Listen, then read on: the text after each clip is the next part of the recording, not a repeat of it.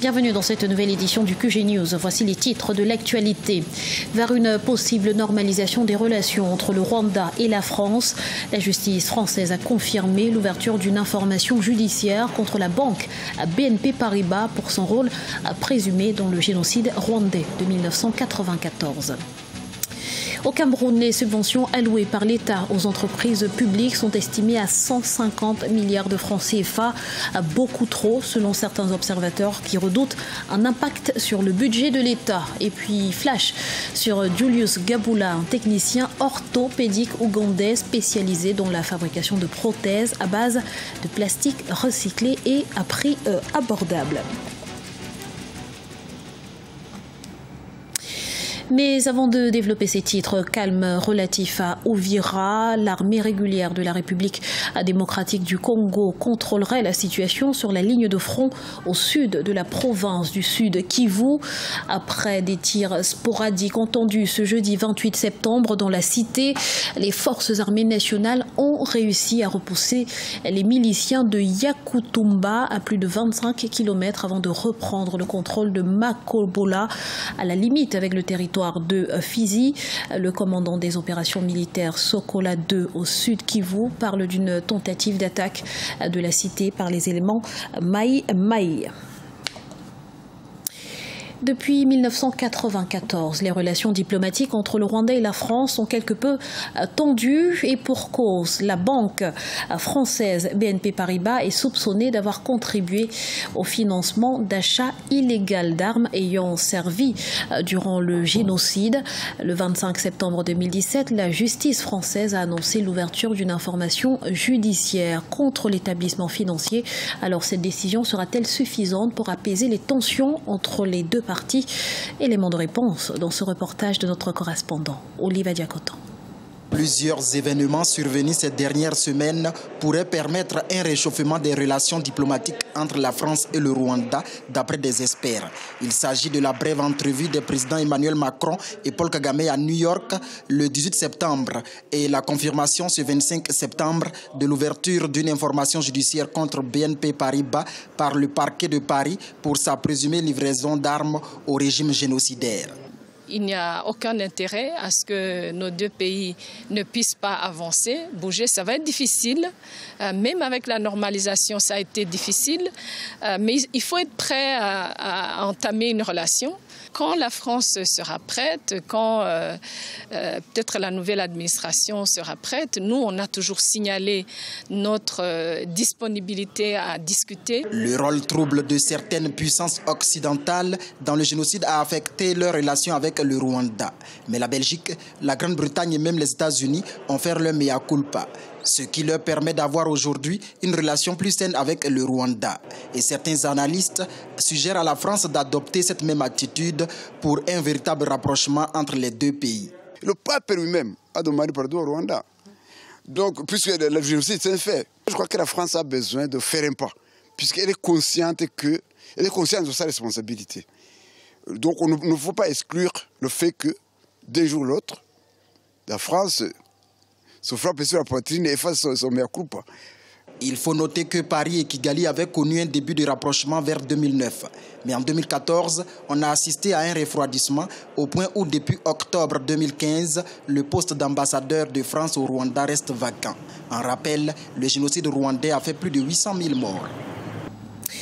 À Madagascar, magistrats et greffiers font front commun pour obtenir satisfaction.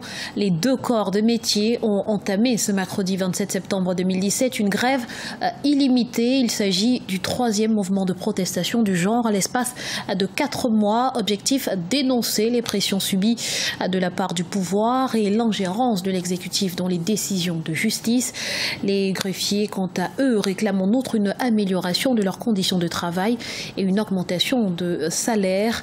Craignant une paralysie de l'appareil judiciaire, la ministre de la Justice, Élise Rassolo, a reçu les deux entités ce jeudi. Au Cameroun, le niveau d'endettement des entreprises publiques représente 1% du PIB, un niveau jugé trop élevé, voire préoccupant selon certains spécialistes. Il faut dire que cette tendance pourrait constituer un risque pour le budget de l'État à moyen terme. Explication dans ce reportage de Chérif Ousmane Bardouka, notre correspondant au Cameroun. Au Cameroun, les subventions allouées par l'État aux entreprises publiques représentent 1% du PIB, soit plus de 150 milliards de francs CFA. Malgré ce financement, les sociétés publiques sont encore très endettées. Les causes évoquées vont de la mauvaise gouvernance aux excès d'avantages, en passant par des grilles salariales jugées trop élevées. Donc c'est la mauvaise gestion, la surfacturation, la corruption qui ne permettent pas à nos entreprises publiques de pouvoir trouver leur marque. Pourtant, beaucoup de pays trouvent leur marque, leur développement avec les entreprises publiques parce qu'il n'est pas interdit à l'État d'être un État marchand, un État industriel, un État homme d'affaires. Donc en conséquence, si ceux qui sont chargés de gérer les entreprises publiques, c'est-à-dire le patrimoine de l'État, le gèrent mal, il est fort à craindre que ces entreprises tombent en faillite et bénéficient encore des concours financiers de l'État qui sont nettement faibles. Pour débloquer le potentiel de croissance du Cameroun et sortir le pays de son impasse économique actuelle, les experts recommandent un affermissement de l'information financière et un renforcement de la surveillance de la gestion de ces entreprises, ce qui protégera le budget de l'État contre les passifs conditionnels qui y sont liés. Il faut donc revoir le fonctionnement et le management de ces entreprises publiques pour qu'elles puissent permettre à l'État d'engrainer également des ressources financières qui peuvent être assimilées aux ressources propres de l'État. Il y a donc là un problème qu'il faut réparer pour que ces entreprises publiques deviennent compétitives, qu'elles puissent être capables de réaliser en fin d'année des bénéfices qui permettront à l'État également d'en tirer des dividendes. En vue d'une plus grande efficience, les entreprises devraient recourir de moins en moins aux subventions provenant du budget de l'État. Elles pourraient par exemple, selon les spécialistes, élargir leurs outils de financement en s'orientant vers des formules nouvelles telles que les prêts non souverains des partenaires au développement ou des banques privées. En Guinée, les groupements ruraux d'épargne et de crédit se généralisent. Dans les préfectures de Sérédo et Kouankan, par exemple, les femmes ont mis en place un système baptisé GVEC, le groupement villageois d'épargne et de crédit. Voyez ce reportage de notre correspondant Emmanuel Mimono. À près de 1000 km de Conakry, les femmes de Macenta n'ont pas attendu les banques pour trouver du financement. Ici, dans la sous-préfecture de Sérédou, 12 groupements villageois d'épargne et de crédit ont pu rassembler 2 milliards de francs guinéens sur un an. Celles qui ont des revenus les placent dans un système d'épargne typiquement local afin que d'autres puissent s'endetter et financer leurs projets. Ce système d'épargne a été mis en place surtout pour aider les mères de famille et parents d'élèves. Avant, nous nous endettions pour acheter les fournitures de nos enfants et même pour la campagne agricole. Ces dettes se remboursaient avec intérêt, ce qui n'est pas le cas avec les GVEC. Ça économise. Parce que quand je garde de l'argent là-bas, quand j'ai besoin d'argent, je viens encore, je prends des crédits, je fais mes besoins, je reviens encore, je rembourse. Dans la même région, la sous-préfecture de Kouankan a pu constituer jusqu'à 18 groupements. Ces derniers ont mobilisé 7 milliards de francs guinéens sur un an, ce qui fait un total de 9 milliards de francs guinéens mobilisés, soit 9 millions d'euros. L'initiative est venue d'une des nombreuses ONG qui évoluent dans la zone afin de promouvoir et renforcer l'autonomisation des femmes. L'une des barrières, c'est le financement des études des enfants, particulièrement les filles.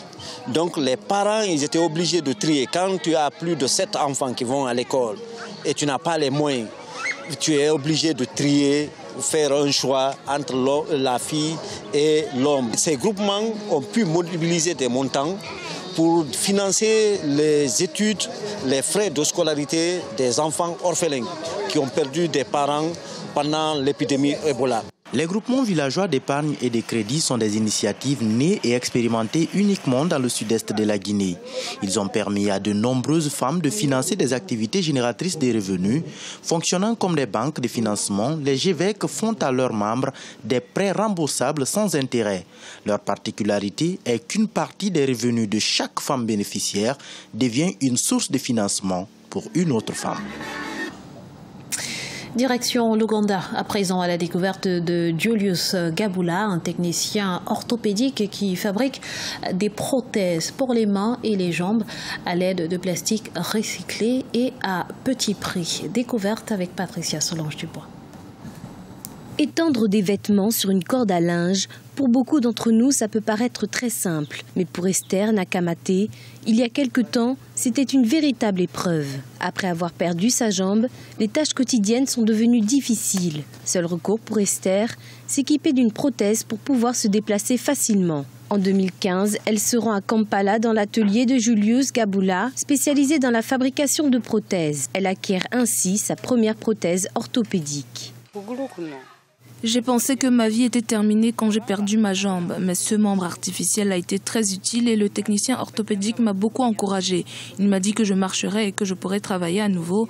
Grâce à ma prothèse, je suis à nouveau en mesure de travailler normalement. Selon le ministère de la Santé, environ 2 millions d'Ougandais vivent avec un handicap. Beaucoup n'ont pas accès aux fauteuils roulants ou aux béquilles, faute de moyens, ce qui rend leur déplacement difficile. Les produits fabriqués par Julius Gabula sont semblables à ceux proposés dans les autres points de vente de la ville, mais ne coûtent qu'entre 200 et 1300 $ américains. Ils permettent également aux clients de payer leurs prothèses en plusieurs fois.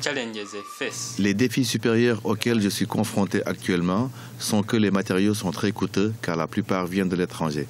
Même en ligne, il y en a très peu et parfois vous avez besoin d'une personne qui vous parraine pour pouvoir commander. Jusqu'à présent, près de 150 personnes ont pu bénéficier des prothèses de Julius Gabula. Il envisage d'ouvrir un autre atelier dans l'ouest de l'Ouganda, à la frontière du Congo, pour venir en aide aux victimes de guerre et permettre à ces personnes de devenir plus productives dans la société. Ce journal a été réalisé par l'ensemble de la rédaction. Merci pour votre fidélité. Dans un instant, une nouvelle édition de l'actualité sur Africa 24.